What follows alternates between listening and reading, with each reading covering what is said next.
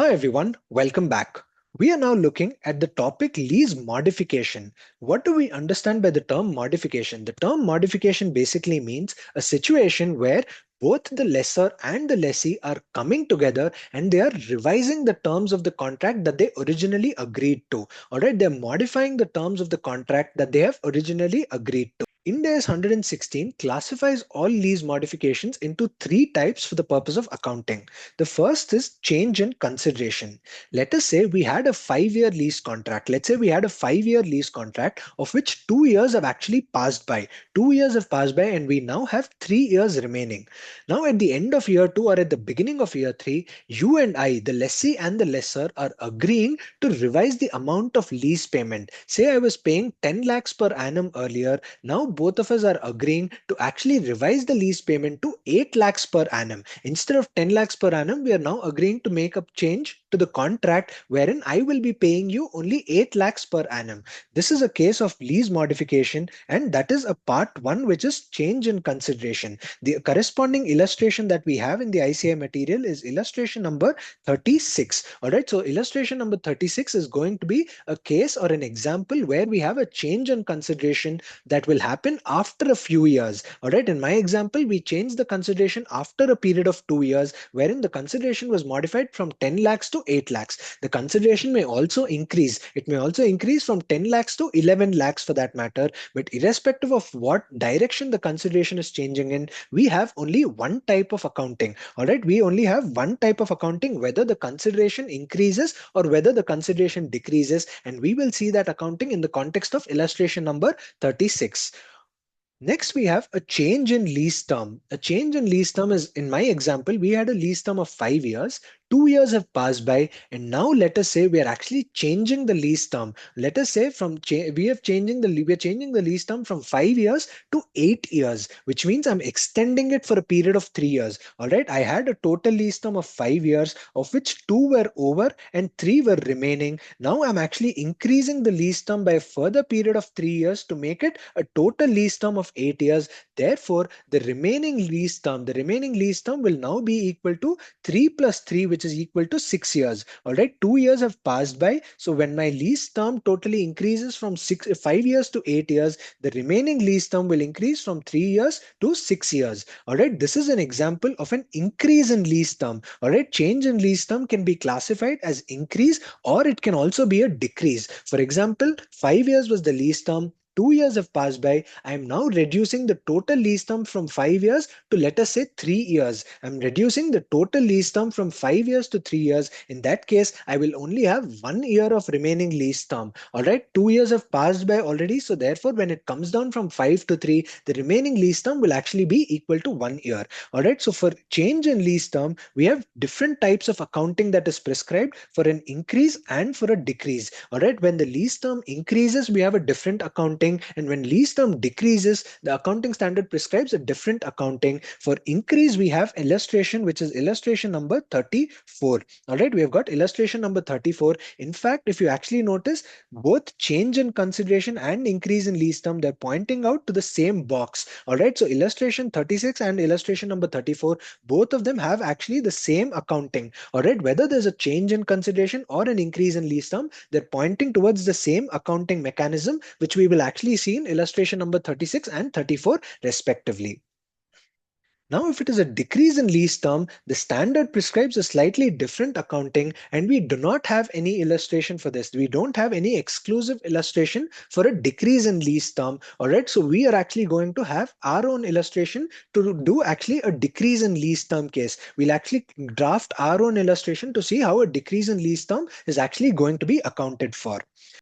The third type of lease modification that we have is change in scope. Change in scope is basically referring to the change in the scope of assets that are under lease. All right, let us say we are actually changing the scope of assets under lease. Let us say we had a building of which 5 floors were actually leased by us. Now we are taking 2 additional floors on lease in the same building with the same landlord. All right, we had one building in which 5 floors were on lease with us from the landlord. We are now increasing the scope of lease with the same landlord by extending it from 5 floors to 7 floors. All right, we are increasing the scope of assets under lease. We had only 5 floors, now we are going to have 7 floors. So that is a case of change in the scope of lease. All right, because the assets that are in scope of lease have now actually changed. Same way, just like an increase, you can have a decrease in the scope of lease as well. Let us say I had 5 floors on lease. I am now reducing it from 5 floors to 4 floors. I'm reducing it from 5 to 4. This is referred to as a decrease in the scope. All right. So scope can actually be either an increase or a decrease. An increase example is 5 to 7 floors. Decrease, I'm reducing it from 5 to 4 floors. All right. So there is a scope. There is a change in scope which could be either a decrease or an increase. In case of decrease in scope, all right, the decrease in lease term and decrease in scope have got the same accounting that is prescribed. All right, where there is a decrease in scope or a decrease in the lease term, we have the same accounting that is actually prescribed, and this is actually given in illustration number 35. All right, illustration 35 refers to a case where there is a decrease in the scope of lease, and the same accounting that we are actually going to see under illustration 35 is also applicable to a decrease in lease term as well. Where a lease term reduces from 5 years to 4 years, also we are going to actually apply the same accounting that we will see in case of decrease in scope of lease. All right, we then have increase in scope of lease. This was an example where I have 5 floors already on lease and I'm increasing it to 7 floors within a building. All right, so I'm actually increasing it by 2 floors.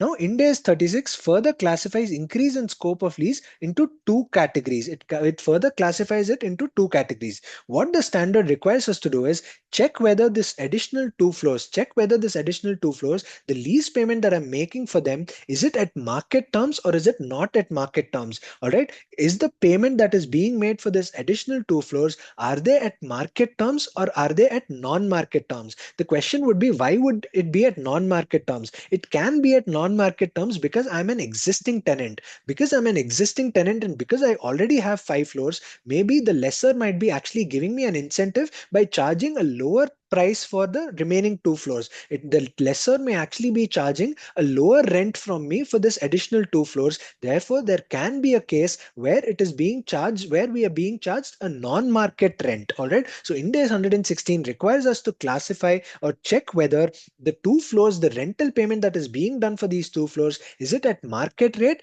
or is it at off-market rate? Market rate or off-market rate? If it is at market rate, what it requires us to do is it requires us to account for it as a new lease itself. All right. Do not touch the existing right of use asset and lease liability that you have in the books of accounts. It is recognized as a new lease itself. All right. Continue the right of use asset and lease liability that you already have and assume that you have entered into a new lease for this 2 floors and record an additional ROU and lease liability as if it is a new lease agreement. All right. So if the consideration is commensurate to the standalone selling price, what does commensurate to the standalone selling price means? It means that if it is at market terms, all right, commensurate to the standalone selling price basically means if the lessor actually gives these 2 floors on rent to any other party, all right, he would have charged a certain amount of rent. If he is charging me also the same amount of rent, whatever the rent lessor would have charged to an outside party on a standalone basis, if the same rent is being charged to me, it means that I am being charged at market terms. And in this case, what we are actually going to be is we are going to account it as a new lease.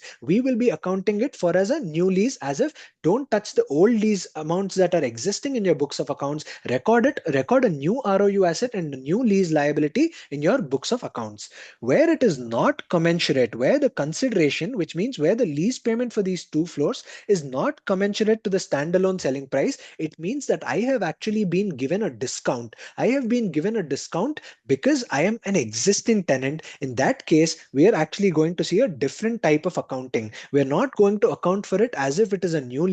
We will actually see a different type of an account. We don't have any illustration in this as well. All right. We don't have any illustration over here. But if you actually notice, this box and this box, all right, I'm highlighting it in a different color. This box and this box are actually the same accounting. All right. So whatever accounting we're actually learning for a change in consideration and increase in lease term, the same accounting will apply where there is an increase in the scope of lease and where the rent that we are paying is at off market terms, where the consideration is not commensurate to the standalone selling price, which basically means that the rent that we are paying is in off market terms. The rent at which the lessor is going to charge me for this two additional floors is not commensurate to what the lessor would have charged to an external third party. He's basically giving me a discount. The rent that he would have charged to an external third party, he's not charging the same rent from me. So that is an example of a consideration which is not commensurate. And over there also, the accounting is going to be the same as a change in consideration and increase in lease term accounting. All right, we don't have a separate illustration for this, but we have illustration 34 and 36, which is also going to actually apply for an increase in the scope of lease where consideration is not commensurate to the standalone selling price. Finally, we are actually going to see an illustration 37 where there's going to be an increase in scope of lease, where we will actually see there's an increase in the scope of lease and there is a decrease in lease term, which means we are combining these two. There's an increase in the scope of lease, but a decrease in lease term that are happening parallelly. All right, I will be taking additional 2 floors, but I'm reducing the lease term from 5 years to 3 years. All right, in my example, I had a lease term of 5 years. 2 years have passed by. I'm decreasing it from 5 to 3, but I'm increasing the scope from 5 to 7 floors. All right, 5 floors were on lease, but I'm increasing it to 7 floors. So we are going to see finally illustration number 37. We will have illustration number 37, wherein we will actually see a combination of decrease in lease term and increase in scope of lease. All right, so that is how we are actually going to do illustration 34, 35, 36, and 37. I will actually start with 36 being change in consideration, followed by 34 and then 35, and finally we will have illustration number 37.